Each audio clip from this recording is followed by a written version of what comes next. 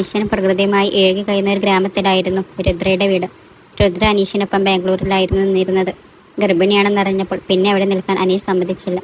മാസത്തിൽ ഒന്നോ രണ്ടോ തവണ അവൻ ബാംഗ്ലൂരിൽ പോകും. അനീഷിന്റെ അമ്മ ചെറുപ്പത്തിലെ മരിച്ചതാണ്. 2 വർഷം മുമ്പ് അച്ഛൻ പോയതിൽ പിന്നെ തറവാട്ടിൽ ദേവിക എന്ന അവന്റെ അപ്പച്ചി മാത്രമേ ഉണ്ടായിരുന്നുള്ളൂ. അവർ ഇതുവരെ വിവാഹം കഴിച്ചിട്ടില്ല. ഒരു നിഷ്കളങ്കയായ സാധു സ്ത്രീയായിരുന്നു ദേവകി. ജാനുവും ഇന്ദ്രനും ഇരുന്നുണ്ടെന്നറിഞ്ഞതിൽ പിന്നെ ഉഷക്ക് ആവേശമായിരുന്നു. അവരോടൊപ്പം നിൽക്കാൻ മനസ്സുകൊണ്ട് ഉഷക്കും ആഗ്രഹമുണ്ടായിരുന്നു. പിന്നെ രുദ്രക്ക് കൂട്ടിന് വേണ്ടിയും ഇന്ദ്രന്റെ ദേഷ്യമൊക്കെ കുറക്കാനുമാണ് ഇങ്ങോട്ടേക്ക് പോന്നത്. അനീഷ് ജോലിയുടെ ആവശ്യങ്ങൾക്ക് ബാംഗ്ലൂരിലായിരുന്നു. ഉഷ കാലത്തെ തന്നെ ഇന്ദ്രന് ഇഷ്ടമുള്ള വിഭവങ്ങളൊക്കെ തയ്യാറാക്കി വെച്ചിരുന്നു. അവർക്ക് താമസിക്കാൻ മുകളിലത്തെ മുറിയും ഒരുക്കിയിട്ടുണ്ടായിരുന്നു. കാറിന്റെ ശബ്ദം കേട്ടതും എല്ലാവരും മുറ്റത്തേക്ക് ഇറങ്ങി. കാറിൽ നിന്ന് ജാനു ഉഷക്കരികിലേക്ക് എത്തി. ഒരു സർപ്രൈസ് ഉണ്ട്, ഉഷയുടെ കയ്യിൽ പിടിച്ച് പറഞ്ഞ് ജാനു തിരിഞ്ഞ് കാറിലേക്ക് നോക്കിയപ്പോഴാണ് അവരുടെ കൂടെ വന്ന അനുവിനെയും ശിവയെയും അവർ കണ്ടത്. ഉഷ വേഗത്തിൽ അവരുടെ അടുത്തേക്ക് പോയി. കാറിൽ നിന്ന് ബാഗുകൾ എടുക്കുന്ന ഇന്ദ്രനെ ഇടം കണ്ണിട്ട് നോക്കിയെങ്കിലും അവന്റെ ശ്രദ്ധ തന്നിൽ പതിക്കാത്തതിൽ ഉഷക്ക് വിഷമം തോന്നി. ചേച്ചി എന്തേ അമ്മേ? ദേവകി ജാനുവിന്റെ കയ്യിൽ പിടിച്ചുകൊണ്ട് ചോദിച്ചു. ഞാൻ അനീഷിന്റെ അപ്പച്ചിയാണ് ട്ടോ. കല്യാണത്തിന് വന്നില്ലായിരുന്നു. എനിക്കന്ന് തീരെ വയ്യായിരുന്നു. അത്രയിടം വരെ കാറിലിരുന്ന് വരാം. മുട്ടുവേദനയാണ് മോളെ. ദേവകിയുടെ തണ്ടിൽ പിടിച്ച് കൊഞ്ചിക്കൊണ്ട് ജാനു പറഞ്ഞു. ബാഗുകൾ ഇടക്കുന്നതിനിടയിൽ ഇന്ദ്രൻ ഉഷയെ നോക്കുന്നുണ്ടായിരുന്നു. വീട്ടിൽ ആരെങ്കിലും വന്നാൽ പോലും അറിയാത്ത വായനയാണല്ലോ. ഇന്ദ്രൻ അതും പറഞ്ഞ് അവൾക്കരികിലേക്ക് ചെന്നു. രുദ്ര അതിശയത്തോടെ ഉന്തിയ വയറും താങ്ങി എഴുന്നേറ്റു. നിങ്ങൾക്ക് ഇപ്പോഴാണോ വന്നത്? ഷോ, ഞാൻ അറിഞ്ഞതേ ഇല്ല. ജാനുവിന്റെ കയ്യിൽ പിടിച്ച് രുദ്ര പറഞ്ഞു. മാമൻ ഉണ്ണി അമ്മക്ക് നല്ല ഇടി കൊടുക്കണം. രുദ്രയുടെ വയറിൽ പിടിച്ചുകൊണ്ട് ഇന്ദ്രൻ പറഞ്ഞു. നിന്റെ അടിയും ഇടിയും കൊണ്ടത് പോരാഞ്ഞിട്ടാണോ നീ എൻ്റെ കുട്ടിയുടെ കൂടെ ചീത്താക്കണത്? നോക്കിക്കോ, ഞങ്ങൾ പുറത്ത് വന്നിട്ട് മാമനെ ശരിയാക്കുമല്ലേ മക്കളെ? രുദ്രയും വയറിൽ തടകിക്കൊണ്ട് പറഞ്ഞു. ജാനു ഇരുവരുടെയും പ്രവൃത്തികൾ കൗതുകത്തോടെ നോക്കിക്കാണുകയായിരുന്നു. അല്ല അമ്മായി, എന്താ ഒന്നും മിണ്ടാതെ നിൽക്കണേ? ഇന്ദ്രൻ ജാനുവിനോടായി ചോദിച്ചു. അവൾ രുദ്രയുടെ വയറിലെ കുഞ്ഞു രഹസ്യം പറയും പോലെ കൈ മറച്ചു വെച്ച് എന്തൊക്കെയോ പറഞ്ഞു. നീ എന്താ പറഞ്ഞേ? അതൊക്കെ രഹസ്യ. യാത്രാക്ഷീണം കൊണ്ട് അന്നത്തെ ദിവസം പുറത്തേക്കൊന്നും പോയില്ല. ഉഷയോടും രുദ്രയോടും വിശേഷങ്ങൾ പറഞ്ഞ് വീട്ടിൽ തന്നെ ഇരുന്നു. പിന്നെ വീടിനോട് ചേർന്നുള്ള കുളവും മാവും കാവും ഒക്കെ അവർക്ക് കാട്ടിക്കൊടുത്തു. നാളെ കാലത്ത് തന്നെ അടുത്തുള്ള അമ്പലത്തിൽ പോകാമെന്ന് ചട്ടവും കെട്ടി. അനുവും ശിവയുമാണെങ്കിൽ ആകെ ത്രില്ലിൽ ആയിരുന്നു. കുറച്ച് വർക്ക് തീർക്കാൻ ഉള്ളത് കൊണ്ട് രാത്രി ഭക്ഷണം കഴിച്ച് ഇന്ദ്രൻ നേരെ റൂമിൽ പോയിരുന്നു. അതെ, നിങ്ങൾക്ക് ഉറക്കമൊന്നും വരുന്നില്ലേ? റൂമിലേക്ക് കയറിക്കൊണ്ട് ഇന്ദ്രൻ പറഞ്ഞു. ഇല്ല, എന്തേ? രുദ്രയാണ് മറുപടി പറഞ്ഞത്. നീ ഉറങ്ങിക്കോ, അതിനെന്നാ? നീ വരുന്നില്ലേ? ജാനുവിനെ നോക്കിക്കൊണ്ട് ഇന്ദ്രൻ ചോദിച്ചു. ഓ അങ്ങനെ, അപ്പോൾ ഭാര്യയെ വിളിക്കാൻ വന്നതാണല്ലേ? രുദ്ര പറഞ്ഞപ്പോഴാണ് തനിക്ക് പറ്റിയ അബദ്ധത്തെപ്പറ്റി ഇന്ദ്രൻ ചിന്തിച്ചത്. ഒരാവേശത്തിൽ വന്ന് വിളിച്ചതായിരുന്നു.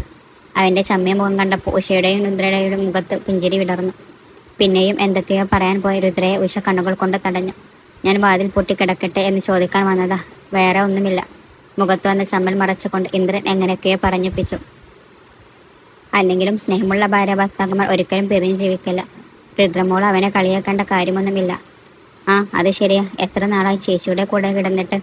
ശിവയും അതിനെ പിന്തുണച്ചതോടെ ഇന്ദ്രൻ പയ്യെ അവിടുന്ന് വലിഞ്ഞു. പലപ്പോഴും അവളെക്കുറിച്ച് മാത്രം ചിന്തിക്കാൻ തുടങ്ങിയിരിക്കുന്നു. അറിയാതെ മനസ്സ് കൈവിട്ട് പോകുകയാണ്. രാവിലെ അമ്പലത്തിൽ പോകേണ്ടതിനാൽ പതിവിലും നേരത്തെയാണ് ജാനു ഉണർന്നത്. ഫ്രഷാവാൻ ഡ്രസ്സൊക്കെ ഇന്ദ്രൻ്റെ റൂമിൽ ആയതുകൊണ്ട് അനുവിനെയും ശിവയെയും തട്ടി വിളിച്ചിട്ട് അവൾ ഇന്ദ്രൻ്റെ റൂമിലേക്ക് പോയി. ഇന്നലെ രാത്രി അവൾക്കും ഉറങ്ങാൻ കഴിഞ്ഞില്ല. സന്തോഷം വന്നാലും ഉറക്കം പോകുമോ? അവൾക്കതൊരു ആദ്യ അറിവായിരുന്നു. പലപ്പോഴും കരഞ്ഞാണ് ഉറങ്ങിയിട്ടുള്ളത്. മുന്താണിയെ പ്ലീസ് എടുക്കാൻ ശ്രമിച്ചു കൊണ്ടിരിക്കുമ്പോഴാണ് രുദ്രൻ ഉണർന്നത്. ജാനു വന്നതൊന്നും അറിയാതെ ഉറക്കച്ചവടലിൽ അവൻ അകത്തേക്ക് കയറി. ഉഷ അവന് ചായ കൊണ്ടു കൊടുത്തു. അപ്പോഴേക്കും ജാനുവും അവിടേക്ക് വന്നു. അല്ല മോളെ, കുട്ടികൾ വരുന്നില്ലേ? എൻ്റെ അമ്മേ, ഞാൻ മടുത്തു. രണ്ടെണ്ണവും കേട്ട ഭാഗം കാണിക്കാതെ കിടപ്പുണ്ട്. ഇനിയും നിന്നാൽ താമസിക്കും. അതാ ഞാൻ ഇങ്ങോട്ട് വന്നത്. ആ പോട്ടെ, കുട്ടികളല്ലേ, ഉറക്കം മാറിയിട്ടുണ്ടാവില്ല. നിങ്ങൾ രണ്ടാളും പോയിട്ട്. ഉഷക്ക് നേരെ തലാട്ടിക്കൊണ്ട് അവളെ പതുക്കെ ഇന്ദ്രൻ നോക്കി. മൂപ്പര് ജാനുവിനെ നേരെ നോക്കാതെ ചായ കുടിക്കുവാൻ. രണ്ടാളും കൂടെ അമ്പലത്തിലേക്ക് ഇറങ്ങി. നടന്നു പോകാനുള്ളതല്ലേ ഉള്ളൂ, ഇന്ദ്രൻ ആരോടുമില്ലാതെ പറഞ്ഞു. നേരം എടുത്തു വരുന്നതേ ഉണ്ടായിരുന്നുള്ളൂ. പക്ഷികളുടെ കലപില ശബ്ദങ്ങൾ കേൾക്കാം. റോഡിൽ നിന്നൊരു ചെറിയ വരമ്പിൽ കൂടെ വേണം അമ്പലത്തിലേക്ക് പോകാൻ. ഇന്ദ്രൻ മുമ്പിൽ നടന്നു. ജാനു ആണെങ്കിൽ സാരിയൊക്കെ ഇട്ട് വീഴുമോ എന്നുള്ള ഭയത്തിൽ നടക്കാൻ പാടുപെടുകയായിരുന്നു. ഇടക്ക് തിരിഞ്ഞു നോക്കിയപ്പോഴാണ് ജാനുവിൻ്റെ കഷ്ടപ്പാട് അവന് മനസ്സിലായത്. ഇങ്ങനെ നടന്നാൽ പെട്ടെന്നൊന്നും ചെല്ലില്ല. കൈ പിടിച്ച് നടന്നോളൂ, വീഴാതെ നോക്കിക്കൊള്ളാം. സംശയത്തോടെ തന്നെ നോക്കിയ ജാനുവിനോടായി അവൻ പറഞ്ഞു. ബലമായി അവളുടെ കൈകളെ പിടിച്ച് മുമ്പിലായി അവൻ നടന്നു. കുറേ കാലങ്ങൾക്ക് ശേഷം അന്നാണ് അവൾ മനസ്സ് തുറന്ന് ദൈവത്തിന് നന്ദി പറയുന്നത്. കൽവിളക്കിന് മുന്നിൽ അവനോട് ചേർന്ന് നിന്ന് പ്രാർത്ഥിക്കുമ്പോൾ അവളുടെ കണ്ണുകൾ നിറഞ്ഞൊഴുകുന്നുണ്ടായിരുന്നു. അമ്പലത്തിൽ നിന്ന് ചെന്നതും ജാനു ഉഷയെ സഹായിക്കാൻ കൊടുക്കളയിൽ കൂടി. ഇന്ദ്രനും കുട്ടീസും തൊടിയിൽ മാവിൻ്റെ ചുവട്ടിലും കുളക്കടയിലുമൊക്കെ കറങ്ങി നടന്നു. കഴിക്കാനായി വിളിച്ചപ്പോഴാണ് മൂവരും അകത്തേക്ക് വന്നത്. രുദ്രയും ഇന്ദ്രനും കുട്ടികളും ഒന്നിച്ച് കഴിക്കാനിരുന്നു. ഏറെ നിർബന്ധിച്ചിട്ടും ജാനു വിളമ്പാനാണ് നിന്നത്. പുളിശ്ശേരി ഉണ്ടാക്കിയില്ലേ? കഴിക്കാൻ തുടക്കും മുന്നേ തന്നെ ജാനുവിനോടായി ഇന്ദ്രൻ ചോദിച്ചു. ഉണ്ട്, ദാ ഇപ്പോൾ എടുത്തിട്ട് വരാം. അതും പറഞ്ഞോൾ അവകത്തിൽ അടുക്കളയിലേക്ക് പോയി.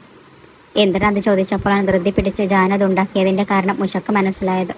കുട്ടിക്കാലത്ത് തൻ്റെ അമ്മ ഉണ്ടാക്കുന്ന പുളിശ്ശേരി വലിയ ഇഷ്ടമായിരുന്നെന്നും ഉഷ ഓർത്തു. അവൻ പറയാതെ തന്നെ അവൻ്റെ ഇഷ്ടങ്ങൾ കണ്ടറിഞ്ഞ് ചെയ്യുന്ന ജാനുവിനോട് ഉഷക്ക് മതിപ്പ് തോന്നി. അതുപോലെ തന്നെ എന്തിനും ഏതിനും ജാനുവിനെ അന്വേഷിക്കുന്ന ഇന്ദ്രനെ കണ്ടപ്പോൾ സന്തോഷവും. ഊണ് കഴിച്ചു കഴിഞ്ഞ് എല്ലാവരും കൂടെ നാട്ടുമാവൻ ചുവട്ടിലേക്ക് പോയി. സേതു ടൗണിൽ എന്തൊക്കെയോ വാങ്ങാൻ പോയിട്ട് എത്തിയിരുന്നില്ല. അപ്പോഴാണ് അനുവും ശിവയും ഒരു ഊഞ്ഞാൽ കെട്ടിത്തരാൻ ഇന്ദ്രനോട് ആവശ്യപ്പെട്ടത്. ആദ്യമൊക്കെ ഓയോ പറഞ്ഞെങ്കിലും രുദ്രയും പറഞ്ഞതോടെ അവൻ കെട്ടിക്കൊടുക്കാനേറ്റു. അവൻ മാങ്ങ പറിച്ചിട്ട് കൊടുത്തതും ജാനു എടുത്തുകൊണ്ടുപോയി കുറച്ച് ഉപ്പ് ഇട്ട് കൊണ്ടുവന്നു. ദേവകയും ശിവയും ആദ്യം തന്നെ തങ്ങൾക്ക് വേണ്ടെന്ന് പറഞ്ഞ് പിന്മാറിയിരുന്നു. അനുവും ശിവയും കണ്ണൊക്കെ ഇറക്കി അടച്ചു ഒരു കഷ്ണം കഴിച്ചെങ്കിലും അവരും പിന്മാറി. അത്രക്ക് പുളിയുണ്ടായിരുന്നു. ഇന്ദ്രന് പിന്നെ പണ്ട് തൊട്ടേ പച്ചമാങ്ങ ഇഷ്ടമല്ല. എൻ്റെ രുദ്രേശി, നിനക്കത് കഴിച്ചിട്ട് പല്ല് പുളിക്കുന്നില്ലേ? നിന്റെ എക്സ്പ്രഷൻ കണ്ടിട്ട് തന്നെ എനിക്ക് പുളി തോന്നുന്നു. മോനിതൊന്നും അറിയാഞ്ഞിട്ടാ. ഗർഭിണിയായ പെണ്ണുങ്ങൾക്ക് ഈ മാങ്ങയുടെ പുളിയൊക്കെ ഇഷ്ടമാണ്.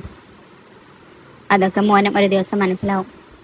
ഇതും പറഞ്ഞ് ചിരിച്ചുകൊണ്ട് ജാനുവിനെ നോക്കിയ ദേവികളുടെ കണ്ണ് തള്ളുന്നത് കണ്ടാണ് എല്ലാവരും ജാനുവിനെ നോക്കിയത്. ഇന്ദ്രനാവട്ടെ ഞാൻ ഒന്നും ചെയ്തില്ലെന്നൊക്കെ നിഷേധഭാവത്തിൽ തല വെട്ടിക്കുന്നുണ്ട്. ഡാ, നീ പെട്ട് ഇപ്പോൾ ഇങ്ങനെ വിശേഷം ഉണ്ടായാൽ നിനക്ക് മാവിൽ നിന്ന് ഇറങ്ങാൻ സമയമുണ്ടാവില്ല കേട്ടോ. ഇന്ദ്രൻ അവളെ കണ്ണുകൊണ്ട് പറഞ്ഞ് മനസ്സിലാക്കാൻ ശ്രമിച്ചെങ്കിലും ജാനുവിൻ്റെ മുഴുവൻ ശ്രദ്ധയും മാങ്ങയിലായിരുന്നു. കുറേ സമയം കഴിഞ്ഞപ്പോൾ ഹൃദയ അമ്മമാരും അകത്തേക്ക് പോയി. കുട്ടീസ് ഊഞ്ഞാലാട്ടമായിരുന്നു. ഇന്ദ്രനും ജാനുവും അവരെയും നോക്കി കുറേ സമയം ഇരുന്നു. അവസാനം അവൻ പിന്മാറി.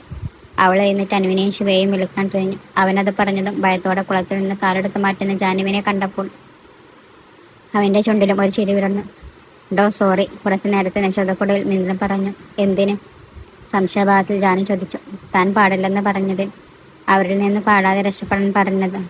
പക്ഷെ അലീനയുമായി പാടാൻ പറയുമെന്നും അവളതിന് തയ്യാറാകുമെന്നും കരുതിയില്ല. സോറി. അയ്യോ, അതിനാണോ? അതൊന്നും കുഴപ്പമില്ല. അല്ലെങ്കിലും ആരെങ്കിലും ഇതൊക്കെ മനസ്സിൽ വെച്ചേക്കുവോ?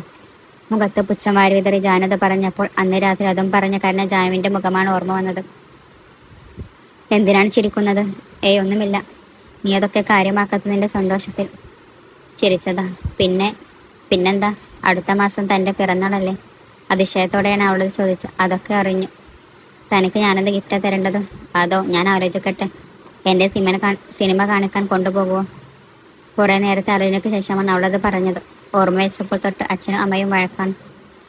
സ്വബോധത്തോടെ അച്ഛനെ കണ്ട ഓർമ്മയില്ല. പിന്നെ അമ്മ മരിച്ചു കഴിഞ്ഞ് അമ്മാവൻ എന്നെ നോക്കുന്നത് തന്നെ വലിയ കാര്യമല്ലേ? എങ്കിലും അവർ എവിടെയെങ്കിലുമൊക്കെ പോകാൻ ഇറങ്ങുമ്പോൾ ഒരു പ്രതീക്ഷയാണ്. ആരോടും പരാതിയില്ല. മാമൻ്റെ വാക്ക് കേൾക്കാതെ ഇറങ്ങിപ്പോയ അമ്മയോടും സംശയം മൂത്ത ഭാര്യയെ കൊന്ന അച്ഛനോടും ആരോടും അവളുടെ കണ്ണുകൾ ഇറങ്ങിക്കാൻ തുടങ്ങിയിരുന്നു. ഇന്ദ്രനും അവളെപ്പറ്റി ആലോചിച്ചപ്പോൾ സങ്കടം തോന്നി. പക്ഷെ അപ്പോഴും വിഷ്ണുവേട്ടനോട് പൊറുക്കാനാവാത്ത തെറ്റാണ് ചെയ്തതെന്ന ബോധ്യമുണ്ട്. പക്ഷെ അവൻ കൊച്ചുകുട്ടിയെന്ന പോലെ അവളോട് പറഞ്ഞു. കുറേയേറെ സമയം ഇരുവരും അവിടെ ഇരുന്ന് സംസാരിച്ചു. പെട്ടെന്ന് എഴുന്നേറ്റപ്പോൾ കാല് തെന്നി ജാനു കുളത്തിലേക്ക് വീണു. എഴുന്നേൽക്കാൻ കഴിയാതെ കൈ മുകളിലേക്ക് ഉയർത്തി അടുക്കുമ്പോഴേക്കും ഇന്ദ്രൻ്റെ കൈകൾ അവളെ പിടിച്ചിരുന്നു. അത് വെറുതെ തന്നെ പറ്റിക്കാൻ പറഞ്ഞതല്ലേ. ഉടനെ താൻ ഇതിൽ ചാടുമെന്ന് ഞാൻ കരുതിയില്ല. റൂമിലേക്ക് ചെല്ലുമ്പോൾ ഇന്ദ്രൻ്റെ ഫോൺ റിംഗ് ചെയ്യുന്നുണ്ടായിരുന്നു. ഓഫീസിലെ കാളുകളും അലീനയുടെ കാളും വന്നിട്ടുണ്ടായിരുന്നു. ആദ്യം തന്നെ ഓഫീസിലേക്ക് വിളിച്ച് ഇന്ദ്രൻ സംസാരിച്ചു. അവൻ്റെ മുഖഭാവം കണ്ടപ്പോഴേ എന്തൊക്കെ പ്രശ്നങ്ങൾ ഉള്ളതായി ജാനുവിന് തോന്നിയിരുന്നു.